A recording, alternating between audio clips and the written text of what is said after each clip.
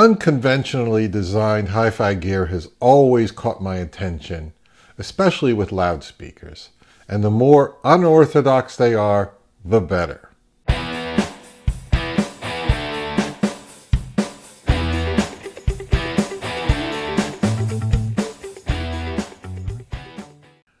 Recently, while attending the Capitol Audio Fest in November of 2023, I stepped into a room that was demoing a pair of attractive and interesting looking speakers, powered by my friend Leo's Orchard Audio amplifiers.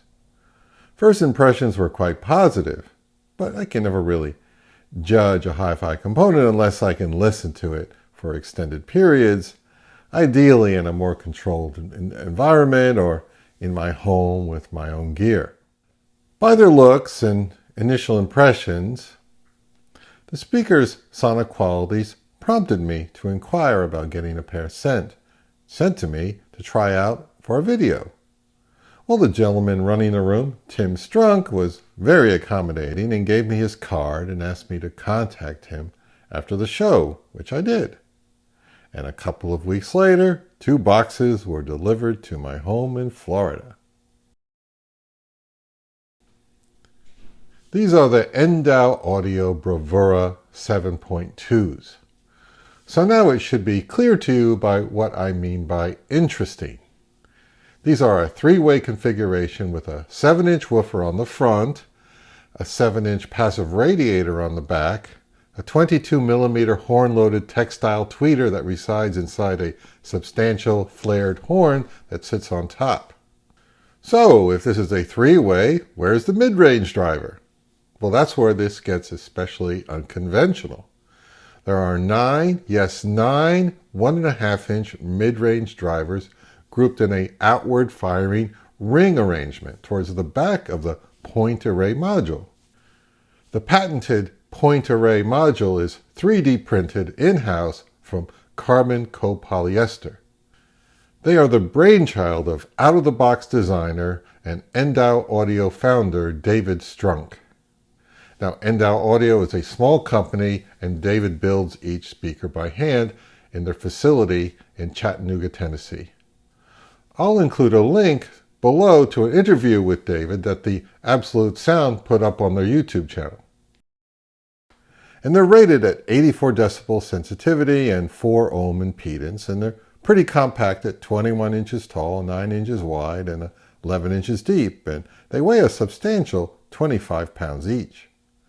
They have a nice walnut wood veneer, and I also appreciate that the bottom surface is covered with a grippy rubber material that prevents scuffs and keeps the speakers in place and prevents them from sliding around. And they sell direct from Endow Audio for $4,900 a pair with a 30-day money-back trial period, and they include a 1-year warranty. Using the gear in this room, I tried them with a few different combinations of components. The one constant, however, was a Holo Audio Spring 3 KTE DAC, and it was fed digital signals from a 2021 Blue Sound Node streamer and a Parks Audio Waxwing phono preamp. My turntable's a Linn Sondek LP12 with an Audio-Technica moving coil cartridge. And the speaker cables and interconnects were by Vandenhall, DH Labs, and Blue Jeans. The Bravura 7.2s are one of the most distinctive speaker designs I've ever encountered. A bass driver with a rear passive radiator is not unusual. I've heard many loudspeakers with that arrangement, but I don't recall seeing speakers this small with the passive radiators. Because most manufacturers go with ports, don't they? Now, the horn has among the deepest recessed tweeter I've come across. It's really back there, deep inside. And talking about the 9 small mid-range drivers, now that's super unique. Usually one's enough, and I don't believe I've ever seen a mid-range driver that was smaller than 2.5 or 3 inches. And 1.5 inches is closer to tweeter size. And I don't believe I've ever seen a speaker that did not have the mid-range driver pointed directly at the listener. These are pointed in a 360-degree ring arrangement near the back of the enclosure at a right angle to the listener. So the mid-range frequencies are mostly reflecting up and to the side and back and to the back wall and ceiling and even the floor. And I didn't get any directions about recommended speaker placement, so I was left to my own devices to figure that out. Now, this room is only 12 by 15 feet with a 10-foot ceiling, and the walls behind the speakers and opposite wall have GIK acoustic panels because the room is tailored to my everyday loudspeakers, which are Magnepan 1.6Xs. So I don't really need to treat the side walls or ceilings because Maggies are a dipole design and very directional. I tried solid state and tube gear with the Bravura 7.2s, and initially the horn tweeter sounded really horn-like, overly horn-like, and compressed with the Bryston solid state amp and a Conrad Johnson 2 preamp combo. And I was like, oh crap. That's not, what's going on here? That's not good. So I tried a few different combinations until I put them together with an Air Acoustic solid state preamp and a Carry Audio Design tube amp. And it was like, that's the ticket. That's more like it. So how do I describe my impressions of the Bravuras in this room and setup? In the bass department, they're very good with a tuneful and tight presentation. And moving them closer to the back wall will get you some deeper bass. But due to their size, they don't produce the quantity of room-filling low frequencies that I ideally prefer. So pairing them with a good subwoofer or subwoofers would be an excellent idea. But they're very capable of producing a punchy and rhythmic sound. And for their size, they were very dynamic, fun, and engaging to listen to. As I described, the tweeter is inside a deep horn, so it will have a horn-like quality to its sound. And that could be great or not so great depending on your preferences. And to me, these are pretty resolving speakers. So the tweeter did give me the fine and delicate details of the music, but they also may expose some shortcomings further up the chain of your system or the recordings. Now, getting to the substance of the music, the mid-range, the point array unit does some cool stuff.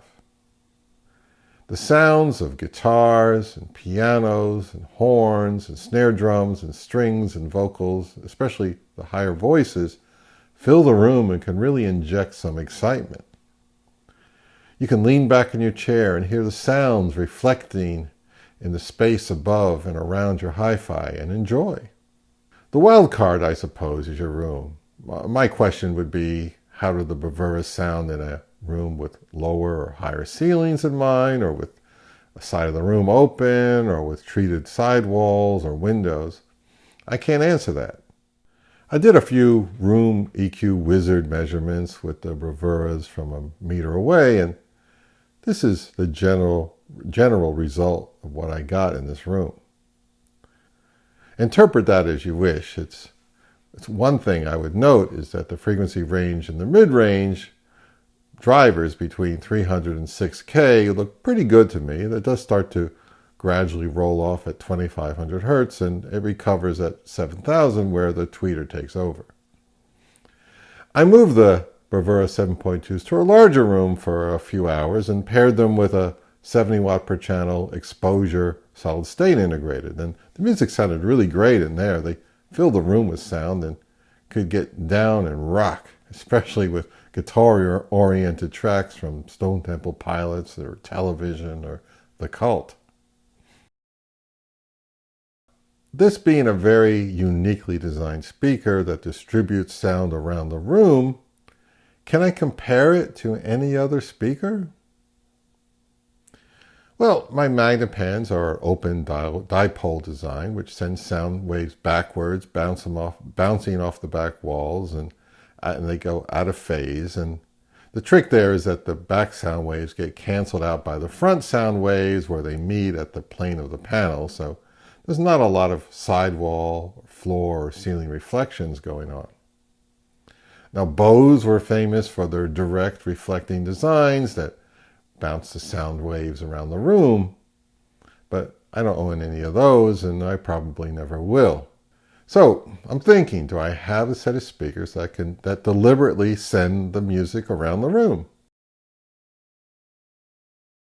Here are my pair of 40-year-old Ohm Walsh 2 loudspeakers, which I made a video about like 3 years ago.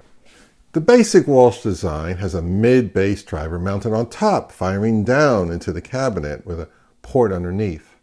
The music sound waves, mostly mid-range and mid-bass, come off the backside of the driver cone in a 360-degree manner. And the higher frequencies are handled by a tweeter that's mounted on top of the mid-bass driver, and those frequencies are pointed at a 45-degree angle towards the listener.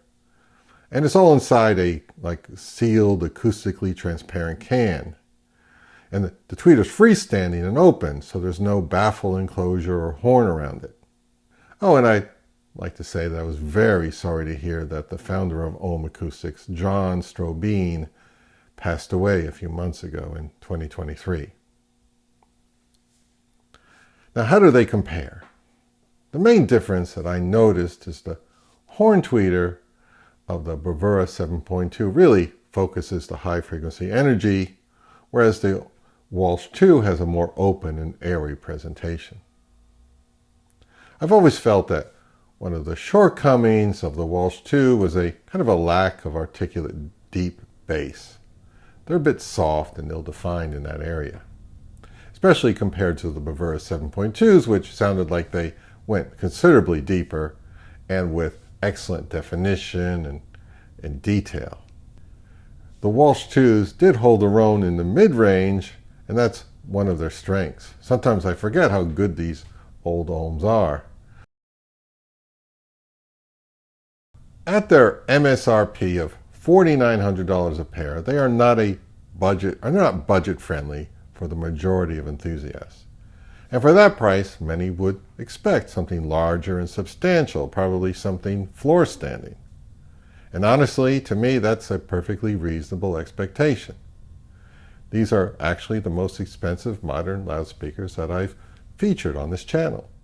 When I started to consider their value proposition, it came to mind that compact British monitors from the likes of B&W and Kef and Harbeth and Spender and Proac or Falcon Acoustics can command that kind of price as well. Now, some are based on the old BBC designs like the LS35A, and others employ more cutting-edge technology. They're often used in smaller rooms like mine, with the listener sitting in fairly close proximity to them. So I decided to move the Bravura 7.2s to my Nearfield desk set up in place of the British Proac floor standers. So I set them up on 24-inch metal stands about a foot from the wall on either side of my 5-foot wide desk. And they're pointed in the direction of my head, a little over 3 feet or a meter away. I moved the carry amp over near my desk and used the Conrad Johnson tube preamp. Then I listened to tracks using RUUULES from my Mac Mini going into a Singzer SU6 digital bridge connected to a marvelous 30-year-old California Audio Labs Sigma tube deck. Well, I'm really pleased that I decided to try them in that setup because I found them to be extremely well suited for closer proximity near-field listening, with the speakers pointed directly at me. I got excellent insight into the recordings with plenty of high-frequency resolution. And the treble's not harsh or strident, even at moderately high volume levels. And with them close to the wall, the bass extension was perfectly adequate as well. Using the Bravura 7.2s as near-field monitors, I got excellent results in my room. And once I got them locked in with the electronics in my space, I thoroughly enjoyed their dynamic and transparent qualities. I can recommend them to be used with higher-end components, especially if you're considering a pair of those pricey small European boxes. From my experience, I did find them to be sensitive to the amplifier and other components in the HiFi chain. I had best results with a tube amplifier in triode mode, but as often said, your mileage may vary. And if you're like me and always on the lookout for hi-fi gear with an uncommon approach to sound reproduction and that don't look like the usual generic boxes, I encourage you to check out the Endow Audio Bravura 7.2s. I'll put a link to their website below. You know, at the beginning of 2023, one of my goals that I had for this channel was to reach 20,000 subscribers by 2024. But I did sadly fall short by 3,000. So please subscribe and help me reach that goal by hitting the subscribe button now, because you appreciate my amazing content and my good looks and dynamic personality. Did you know there are well over 100 My Own Devices audio channel videos to peruse? Anyway, thanks for watching, and remember, enjoy your own devices.